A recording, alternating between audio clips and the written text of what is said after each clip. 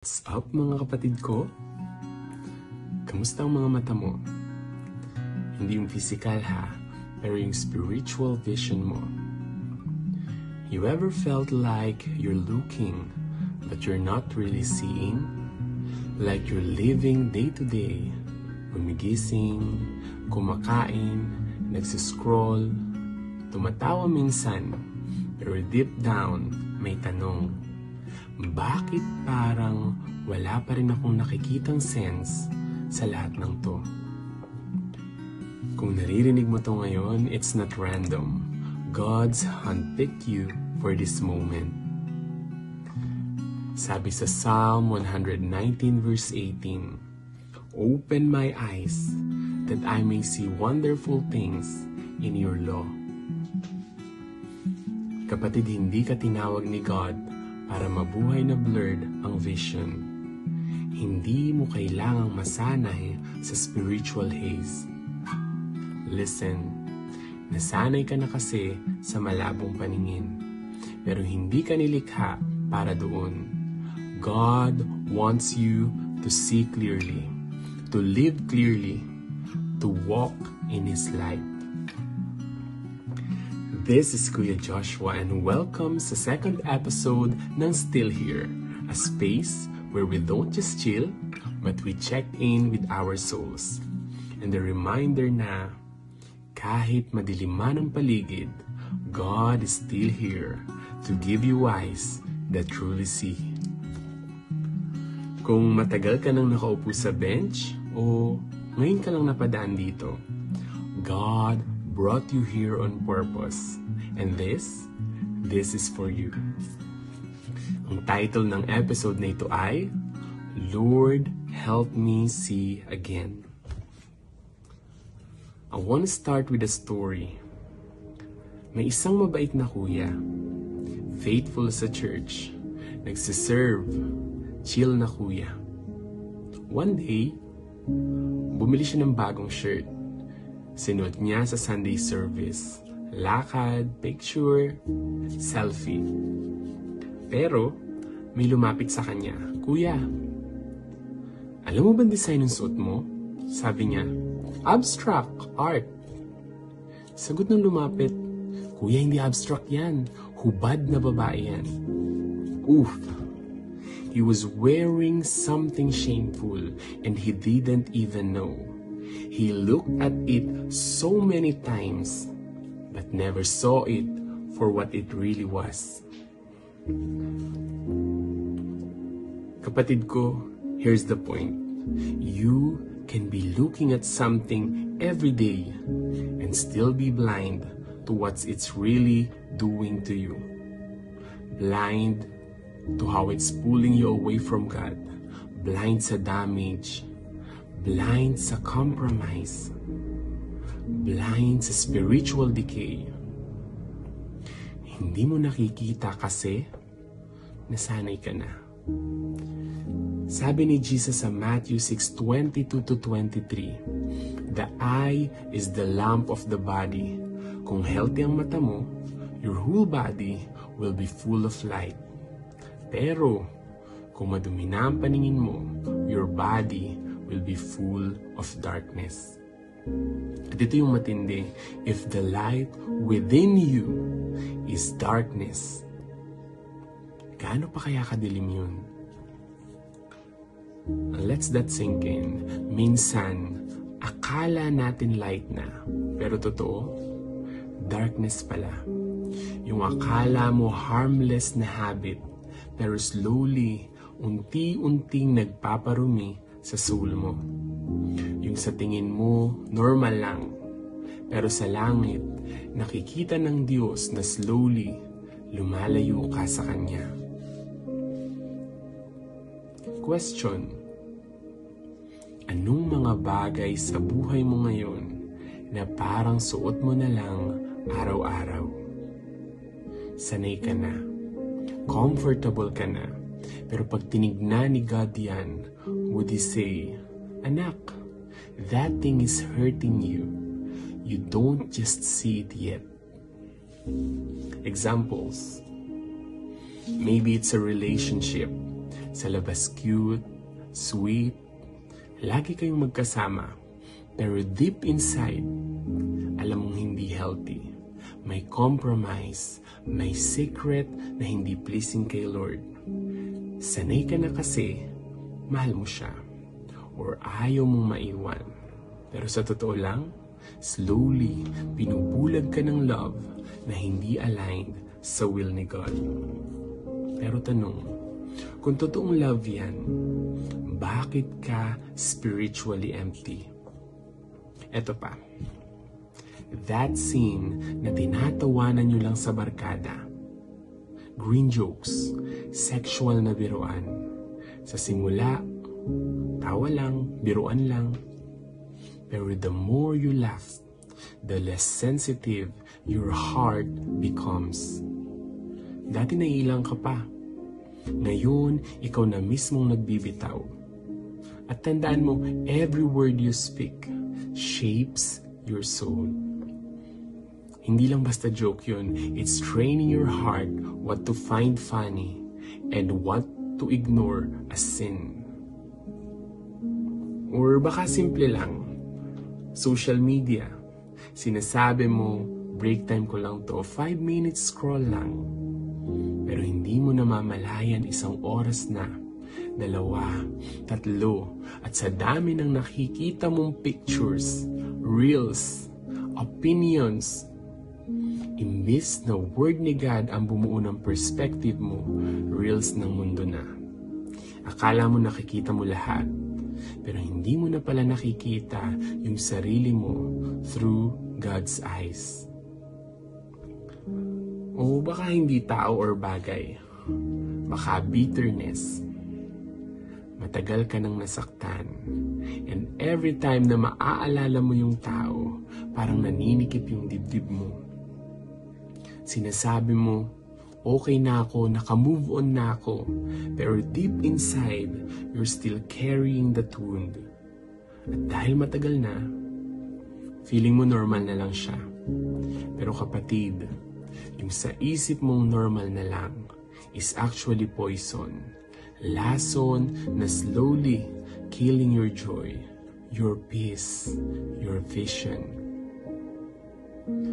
Kapatid, kita mo ba yung pattern? Iba-iba man ang itsura. Relationships, jokes, scrolling, bitterness. Pero lahat sila may isang common denominator. Nasanay ka na. Sanay ka na kahit unti-unting nalalason yung puso mo. Sanay ka na kahit hindi mo na nararamdaman yung fire mo. Sanay ka na kahit blurred na yung vision mo. Pero tandaan mo, just because parang normal na siya sa'yo, doesn't mean okay siya kay Lord. At kung patuloy kang mabubuhay sa nakasanayan, hindi mo mamamalayang unti-unti nang namamatay ang joy, ang peace, at ang sight mo for God. Kaya ang tanong ngayon, gusto mo bang manatili sa nakasanayan? O gusto mong makakita ulit ng malinaw? Sabi sa Psalm 119 verse 37, turn my eyes away from worthless things and give me life through your word. Kapatid ko kay Kristo, listen to this. Hindi lang yung obvious na masama ang dapat iwasan. Minsan yung mga walang saysay, yan yung unti-unting nagpapahina sa'yo. Let's go deeper. Marami sa atin may trauma, may past pain, may rejection, at minsan may kasalanan na paulit-ulit mong ginagawa. Kasi you're trying to feel something. You're trying to see yourself as worthy. Pero lahat ng to, it clouds our vision. Yes, kapatid, you start seeing God as distant. You see yourself as broken. You see love as temporary. You see holiness as impossible. But what if you just need new eyes? God doesn't just want to forgive you. He wants to heal your sight. Kasi, sa totoo lang, if you don't see right, you won't live right. Luke 4:18, Jesus said, I have come to proclaim freedom for the prisoners and recovery of sight for the blind. He came not just for the paralyzed, not just for the poor, but for the blind. And maybe ngayon, habang pinakikinggan mo to, parang meron ka nang naiisip na, Kuya, ako yata yun na. Ako yung bulag. Ako yung hindi makakita ng malinaw. At sa totoo lang, minsan nakakahiya. Parang marumi ka. Parang wala ka ng karapatang lumapit kay Lord. You feel like you're carrying things na hindi pleasing sa Kanya. You've been stuck in cycles na ayaw mo na rin naman, pero hindi ka makawala. You're wearing things na hindi pleasing kay God, na paralyzed ka na ng guilt at minsan iniisip mo, siguro wala nang chance, wala nang balikan. Pero kapatid, listen, God is looking at you. Yes, God is looking at you. He's looking at you with love, with longing, with open arms. At ikaw mismo ang matagal niyang hinihintay na makita. You bring Him joy. He loves seeing you. Every time He looked at you, He's saying, Anak, ang tagal na kitang gustong yakapin. Hindi kita tinataboy, hindi ako nandidiri sa'yo. Gusto lang kitang gamutin. So, kapatid, if right now you're saying in your heart, pagod na ako, blur na ako, gusto kong makakita ulit ng malinaw, then let's come to God together. Wherever you are, take this moment, close your eyes if you can, and let me pray with you. Ama naming Diyos, naririnig mo yung bawat isa sa amin ngayon. Alam mo kung ano yung mga bagay na nakablur sa puso namin. Yung mga nasanay na kami, yung mga compromise, jokes, scrolling, bitterness, relationships, lahat ng yun, bit-bit pa rin namin. Pero ngayon, Lord, lumalapit kami. We admit we've been blind. We thought okay lang kami pero hindi pala. So Lord, open our eyes again. Tanggalin mo yung haze. Give us clarity so we can see you.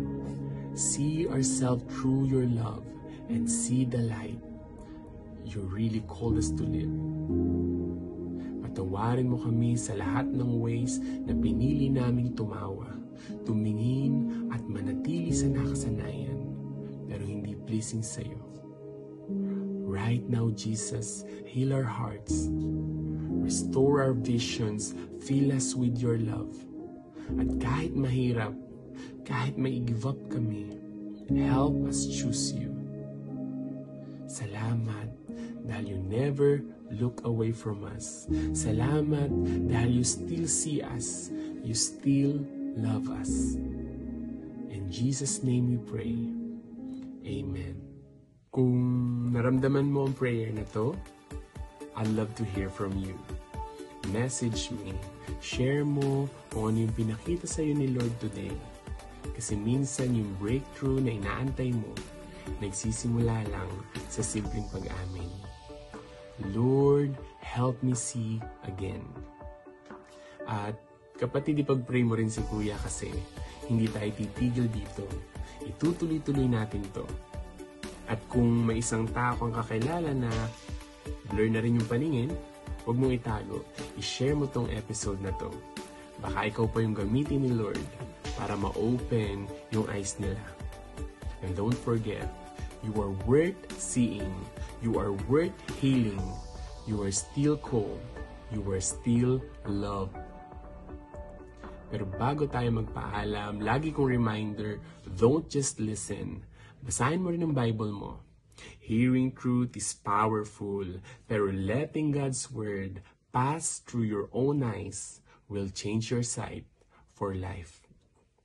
Sabihin mo kay Lord, turn my eyes away from worthless things and give me life through your word.